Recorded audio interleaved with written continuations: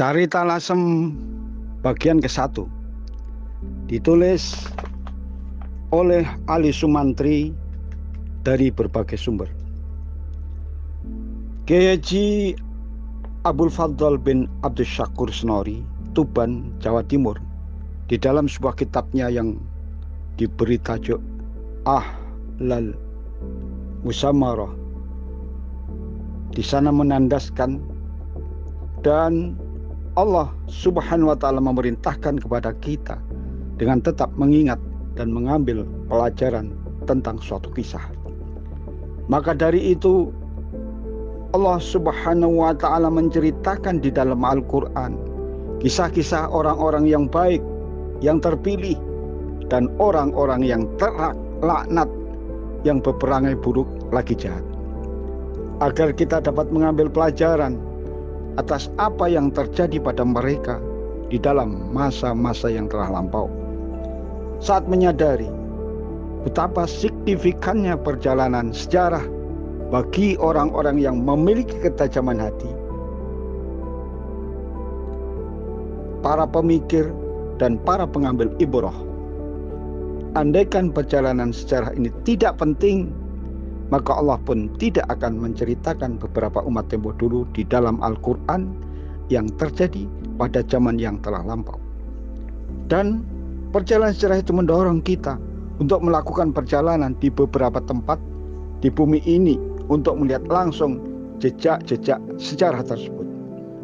Di sini saya mempunyai ide untuk menulis sebuah risalah ringkas, sebab sejarah itu merupakan penguat serta sebuah pelajaran bagi diri saya dan juga bagi anak manusia generasi berikutnya. Saya lakukan ini sebab saya mengikuti jejak para ulama yang dimuliakan dan yang memiliki keutamaan, juga memiliki ilmu yang tinggi bagaikan gunung yang menjulang. Dalam hal ini saya melihat beliau menulis perjalanan sejarah dari daerah mereka masing-masing, serta kejadian-kejadian yang terjadi dan dilakukan oleh penduduk terdahulu daerah tersebut. Sebab sejarah merupakan pelajaran bagi orang-orang yang hidup sesudahnya.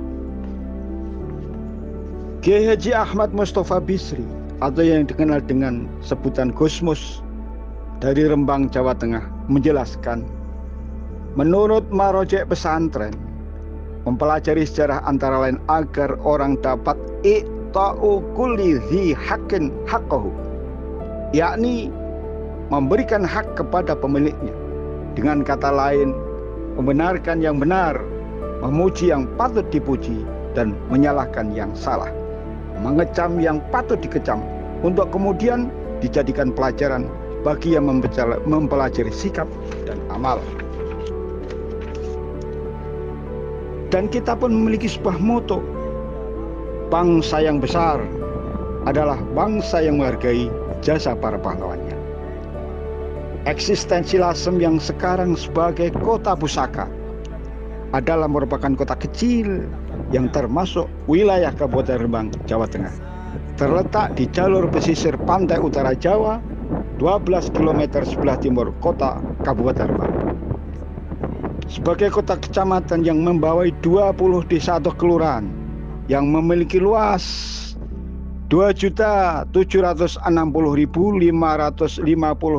hektar. Dulu menurut Kertagama dan para raton yang terkemas dalam piagam Singosari yang dikeluarkan pada tahun 1351 Masehi, Lasem merupakan salah satu dari 11 negara yang dikuasai oleh para kerabat Majapahit. Negara Kertagama menjelaskan, wonten tari haji riwil watekta rajni sang mungguing Lasem anuraga ringkah yuan. Ada adinda baginda raja di Wilwatekta atau Majapahit yang bermukim di Lasem sangat terkenal kecantikannya. Putri Sri Narapati ring Dahak Prakasa sang Sri Rajasa Dwitendo Dewiya Nindya. Putri baginda Raja Daha tersorot kejelitaannya, bernama Indu Dewi amat jelita, putri Sri Rajasa atau Wijasa Rajasa. atau Wijaya Rajasa. Dalam cerita atau sejarah Lasem yang terdapat dalam kitab tua Sabda Badra Santi, karya Empu Santi Badra, menjelaskan tatkala tahun 1273 Saka yang bertakhta ratu di kerajaan Lasem, yakni sosok yang bernama Dewi Indu, kerabat dekat, yakni adik sepupu Prabu Hayam Wuruk, Raja Welwatekta. Gambarannya Dewi Indu seperti Dewi Srikandi yang kecantikannya menakjubkan bak bulan purnama, sehingga masyarakat luas memberi julukan Dewi Bulan Purnama. Lasem menjadi sebuah kerajaan dapat dilihat dari isi piagam Singosari yang dikeluarkan pada tahun 1351 Masehi. Kerajaan ini pertama-tama diperintah oleh Ratu Dwi Tandu Dewi dengan gelar Bri Lasem. Dari isi piagam itulah dapat diketahui bahwa Lasem adalah sebuah negara berdaulat di Jawa yang menginduk kepada Kekaisaran Majapahit. Ada sebagian pendapat yang mengatakan bahwa boleh jadi Lasem sudah merupakan kota atau daerah penting sejak zaman Singosari ataupun Kediri, sekalipun hanya setingkat Pakuan atau Kadipaten.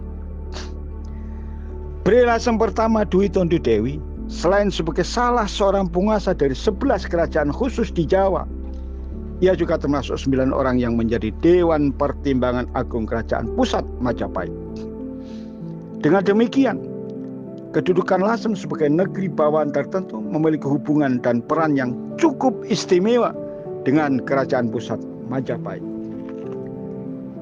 Bila hubungan antara negara-negara daerah seluruh Nusantara dengan Kerajaan Pusat diatur dalam sebuah undang-undang yang sifatnya mengikat sebagai wujud kesetiaan, maka lain halnya dengan kedudukan bagi 11 negara khusus yang dikuasakan kepada para kerabat Raja Majapahit di telatah Jawa. Negara-negara tersebut secara otomatis merupakan kekuatan juga penopang kestabilan sosial, ekonomi, politik bagi Kekaisaran Majapahit di Nusantara.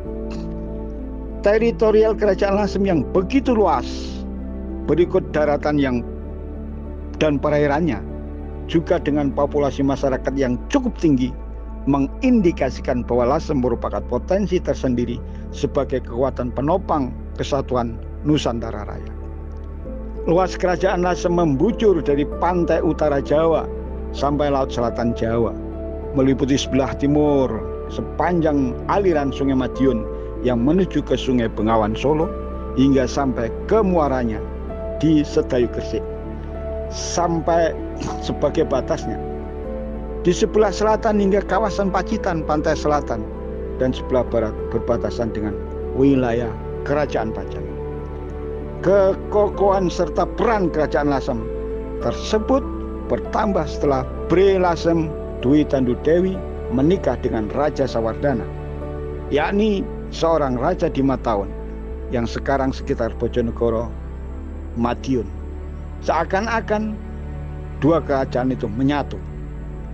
Raja-raja Sawardana selain menjadi Raja Mataun, ia juga seorang petinggi militer Angkatan Laut Majapahit yang bertanggung jawab atas armada angkatan perang yang berpangkalan di Pelabuhan Lasem, tepatnya di Pelabuhan Teluk Regol, Pantai Bonang Binangun Lasem sekarang, dan Bandar Kairingan.